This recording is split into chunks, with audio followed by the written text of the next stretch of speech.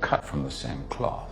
cut from the same cloth តើ clear មួយនេះបកប្រែថាកាត់ចេញពីកណាត់តែមួយទេពាក្យនេះអាចបកប្រែចឹងទេចឹងថ្ងៃនេះខ្ញុំនឹងលើកយក idiom នៅក្នុងភាសាអង់គ្លេសយកមកធ្វើការសិក្សា cut from the same cloth cut from the same cloth is an English idiom means two or more people are very similar character behavior thinking or value ចឹងពាក្យ cut from the same cloth នេះមិនមែនបកប្រែថាកាត់ចេញពីកណាត់តែមួយទេវាគឺជាន័យធៀបនៃភាសាអង់គ្លេសដែលមានន័យថាមនុស្សពីរនាក់ឬច្រើនដែលមានចរិតលក្ខណៈមានអាកប្បកិរិយា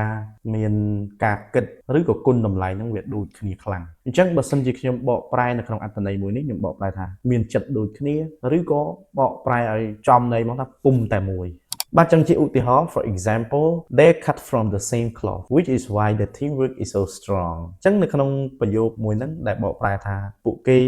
មានពុំតែមួយអញ្ចឹងឬក៏មានចរិតដូចគ្នាចិត្តដូចគ្នាអញ្ចឹងដែលជាហេតុធ្វើឲ្យក្រុមរបស់ពួកគេហ្នឹងខ្លាំងណាស់ហ្នឹងបាទក្រុមការងាររបស់ពួកគេខ្លាំងអញ្ចឹងនេះហើយដែលយើងប្រើ cut from the same cloth អញ្ចឹង for example ម្ដងទៀត they are cut from the same cloth which is why their team is so strong អញ្ចឹងខ្ញុំមានឧទាហរណ៍ទី2ដែរដើម្បីឲ្យកាន់តែច្បាស់ទៅលើ cut from the same cloth ហ្នឹង for example those two girls are cut from the same cloth they both love helping people អញ្ចឹងនៅក្នុងប្រយោគមួយហ្នឹងយើងបកប្រែថាក្មេងស្រីទាំងពីរឬក៏ស្ត្រីទាំងពីរហ្នឹងមានចិត្តដូចគ្នាពួកគេទាំងពីរហ្នឹងជួយ